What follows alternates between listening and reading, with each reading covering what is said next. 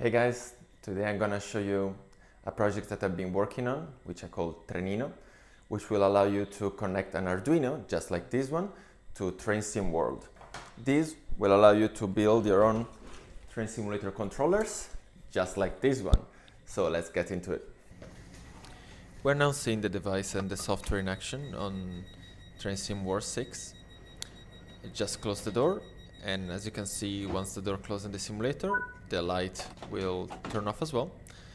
And we're now moving the throttle to the accelerating position.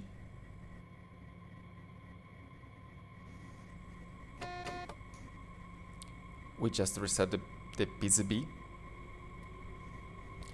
There might be some lag in the simulator, but as you can see, the controls themselves are very responsive. As soon as I touch the switch on the device, the command is reflected instantly in the simulator. This is because we're not using keyword emulation, rather we're using the Train Sim World API directly. The red button is set to the CIFA, so it just lit up because it just got the CIFA alert in the simulator, and pressing the button resets the CIFA.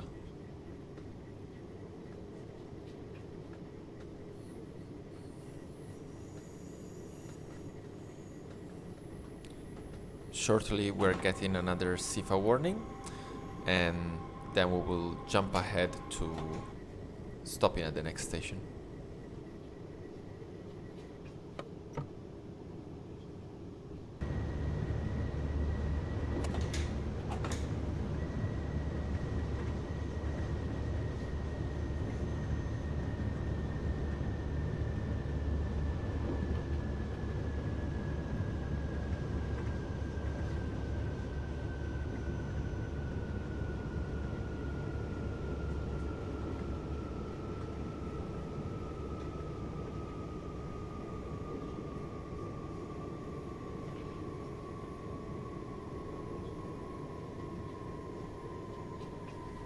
Now we're getting a perfect demonstration of the advantages of using the official API instead of key emulation. The frame rate in my simulator is quite bad. Despite that, we're not dropping any of the inputs I'm sending.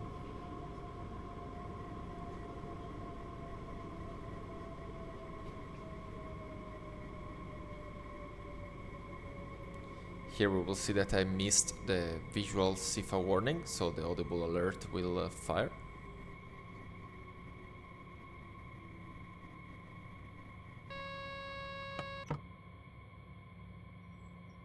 And now we're gonna get a look at how the door buttons and the lights are integrated in the simulator. As you can see here, the light matches what is shown in the simulator. I did not yet get the middle button light to work properly. This will probably need a future update. But you will see that as soon as the left light in the simulator turns off, the left light in the controller also turns off. Quickly, I want to show you a demonstration on how we're gonna change the notch configuration on this hardware. We're gonna switch to the Blackpool branches class 142. So you can see here we're removing the notch from the S-band, which has an indent for the emergency braking, then a linear range of braking, the cutoff position, and linear again to max power. We're going to replace that with a 5 notches configuration, which matches the brake lever of the Blackpool branches class 142. So we can see here all the notches perfectly working. Again, this does not use key emulation, so we can skip fast to 0 and it will still work. It will not skip a bit. Oh. You can see here the braking working. So we can brake. And we can accelerate a different train. Let's have a look at the hardware first.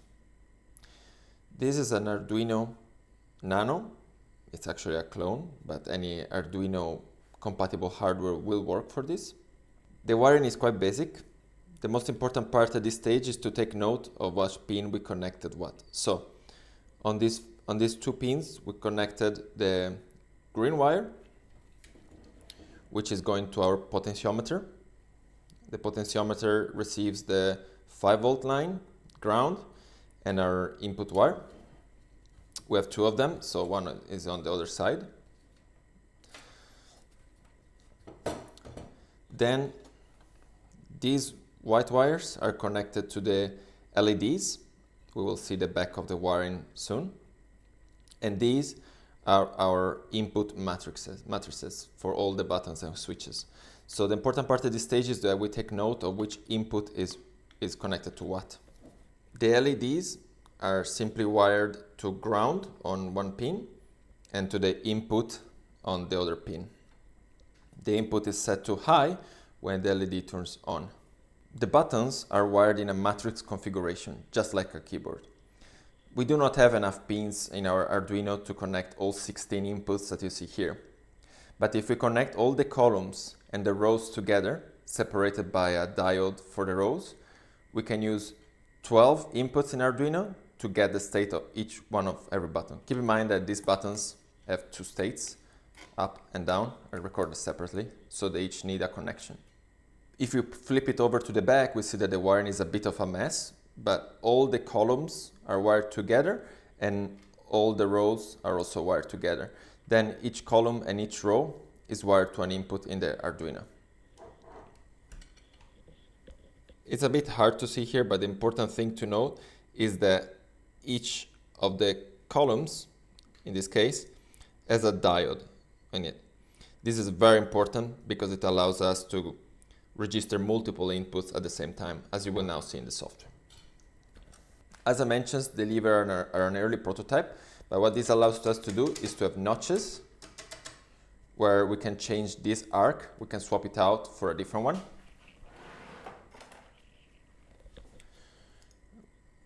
For example, we have this one, which is a fully linear arc. Or this one that has a configuration with 12 notches. In here we have a ball plunger, which is responsible for providing the feedback for the notches.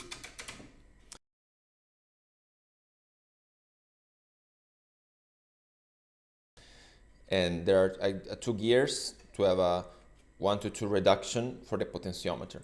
This means that with half the movement, we get 360 degrees of sensitivity in the potentiometer. With the hardware connected to the computer, let's look at how the software works and how to configure it. The first step is to enable the HTTP API in TrainSim 6. That's easy enough. We need to go to the settings in Steam, properties, and in the launch option, add -HTTP API. Once we've done that, we need to launch the game once, close it again, and then we can restart the game and the software will be able to automatically detect when the game is running. I recommend, while you're configuring the device, to have the simulator running in window mode, so that you can have both the software and the simulator side by side. That's very handy. You can see that the device and the simulator are both automatically detected.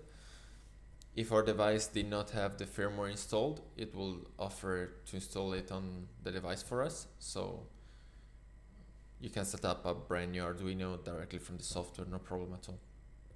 Let's create a new configuration. The first step is to actually map our hardware. We need to tell the device how it's configured.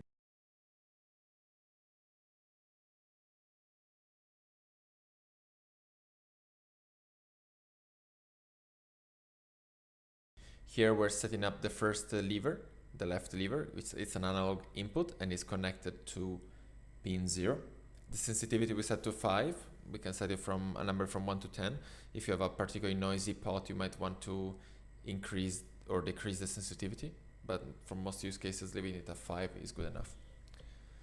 Once we make any changes to this configuration, we need to apply it to the device. Each analog input needs to be calibrated. What this does is tell the software what is the minimum and maximum value of our potentiometer. It will also automatically detect the direction of our controls and if it's rolling over. To do that, we first set the minimum point. You'd really want to wiggle the lever to the minimum position, like I'm doing here. Then we sweep through to the maximum position and do the same for the maximum. Once that is done, in the software we will be able to see the raw value and the normalized value, the calibrated value for our input. For the input matrix, we need to insert the pins for the rows and the columns. Once we insert the pins, we can see here a preview of our matrix. We apply the configuration to the device. And once applied, we can open the test page. With the test page, we can press each button and see that it's correctly registered. Because we're using diodes, you will see, even if we have some latching buttons, we're able to press many buttons at the same time. It will work, no problem at all.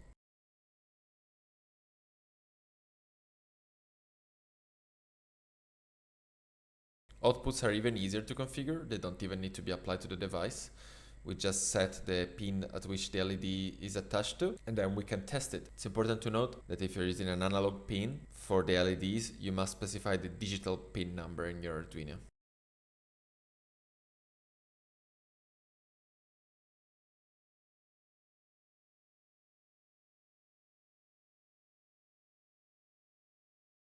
Now that we have a lever and some buttons, let's configure our train. If we switch to the train tab, we can see that the train has been detected and we automatically extracted from the API an identifier. Let's configure it. Always review the identifier, sometimes to remove the ending portion of it because it's a variant. You want the identifier to be the train, not the variant. So for example, in this case, it's a BR430, so we can remove the end variant. We can add a description and then we create the train. To configure the train, it's important that we are connected to the simulator with the right train. If not, we will not be able to perform some configuration as it uses automatic calibrations. Let's configure our throttle.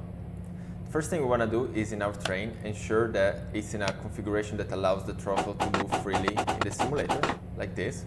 That is important, and you will soon see why. Now, let's add the throttle. It's a lever. We are currently just have configured one analog input. This is the API Explorer. If you already know where to find your controller, it might be easier to explore the API through this. If not, we have also an auto-detect functionality. For the throttles, it's easier and faster just to find it. Current drivable actor is almost always where you want to find it. And a trick is that if you hover over it, you will see that it says master controller. So in here we can search master, and we see master controller here. And we will see that we're automatically detecting that this is a lever with notches and it has a series of endpoints. So we can just configure all endpoints. It will select all the right endpoints for us automatically. And now we'll start the auto calibration routine. As I mentioned, it's important that the controls in the train can move freely. So let's start the calibration. You will see in the simulator the lever is moving, and what the software is doing right now is trying to identify the position of the notches automatically. The API is not reliable enough for detecting the notches, so I found that this system works better. Now it will tell us that there are a few notches. There is a gate at output -11 that will be emergency braking. Then is linear, which is the brake range. Then there is a gate for cutoff, and finally linear all the way to max power. Now, when we press continue, we will now need to calibrate the position of the notches in our hardware. So, what you want to do, if you have hardware with notches like this design does, you want to move to the first notch, emergency braking. If your hardware does not have notches, then you might want to just decide where that notch corresponds to in your hardware. And then you press start capturing, and what you want to do is you want to gently move it into the notches. This way we will read a minimum and maximum position that is considered part of this notch. Be a bit generous if you can to avoid false reading. If you went overboard, you can reset the values and start capturing again. For example, this emergency braking, I don't want to be too generous, honestly. So let me just reset it again, and just, yeah, like this for me is enough. Then we move capture. Now we have a linear range. So in the linear range is the same thing. We bump against the end stop of the minimum value, and then we bump against the maximum end stop of the linear value. Once you're happy with your values, capture. Then we move to the cutoff notch, and we repeat the same action as before. In this case, I'm going to be a bit more generous and move to the very edges of the notch. That way, if it doesn't perfectly enter the notch, we will still read the cutoff. Finally, we have to capture the final stage. Minimum value, maximum value. Done. Once we save it, now you can see in the simulator that if I move my lever, it's moving the simulator just like that. You will see that because we're using the API, we're not using keyboard emulation, you can move really fast and it will still work, even if it's skipping frames. But let's configure a simple button. So I want to configure the PZB acknowledge. So let's add a PZB acknowledge button. It's a button. So in this case, we can emulate a keyboard key if we want to, but this is the worst option, to be honest. Like, if you can use the simulator API, you should always use the simulator API. So let's do a simulator control. Now let's use the auto detect functionality for this. The way it works is that we need to start the auto detection. It's going to take a while to set up monitoring of all the API endpoints in this train. And now we can just move the device, and we can see that we automatically detected which value changed. We can use this control. Finally, we need to configure our button and the action we want to perform in simulator. I want this button, this switch, to be the PZB switch because it's a momentary switch. So I can just simply press detect, trigger the switch, and you will see that we already associated the right button to it. Now, we have two ways to send these commands to the simulator, either simple or momentary, which is repeating while held. Always start with simple, see how the simulator behaves. Sometimes it will behave correctly, sometimes it won't. So let's start with simple. Then you need to specify which hardware type you have, if it's momentary, like this, or if it's a latching switch, like this. In this case, it's momentary. Now we need to set up the on and off values of the simulator. We could do it manually, if you know which values the API expects for each value, for each settings, or we can use the automatic detection feature. So if we start the detection, we'll see that now it detected that it's currently in the resting position off. And now if we hold it to the value we want to configure, we will see that it detected for us that the on value is 0. Let's confirm it, save it, and now we can test our value. So see the behavior in the simulator? When I press this, it's only momentarily pressing it. In this case, it means that we need to change the button mode from simple to momentary. Save it again, and now you'll see that it works correctly. As long as I keep it pressed, it will hold the PZB. Okay, now let's configure an output. Let's say we want this button LED to turn red when we get the CIFA warning in the simulator. I always miss that warning and it's kind of annoying. So in the audible binding, you will have to explore around the API a little bit more. It's a bit trickier. But if we go to the current observable actor and we type CIFA, we see that there is a property warning state visual, and we read it. We see that the value is false. Okay.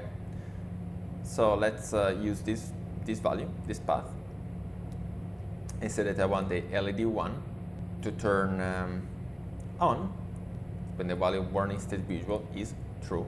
The LED turns on. Give it a name, CIFA, and let's see if it works. There you go, you can see we have a CIFA warning in the simulator and the button lit up. Lastly, we can configure a sequence. A sequence is a series of commands that we can run. Some trains configurations, for example, to open the doors, require you to do multiple steps. For example, to insert the key and then to turn it to a certain value, and finally you can open the door. But maybe you want to map that to just one button. This is a use case for which you will use a sequence.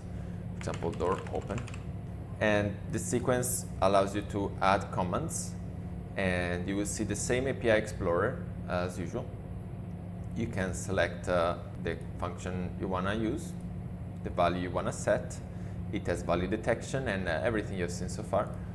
Once you configure the command, you can put more than one command to run and a delay to run between them. Normally, it's a good idea to set a delay of 100 milliseconds so that this command runs first, waits 100 milliseconds, then the second command runs.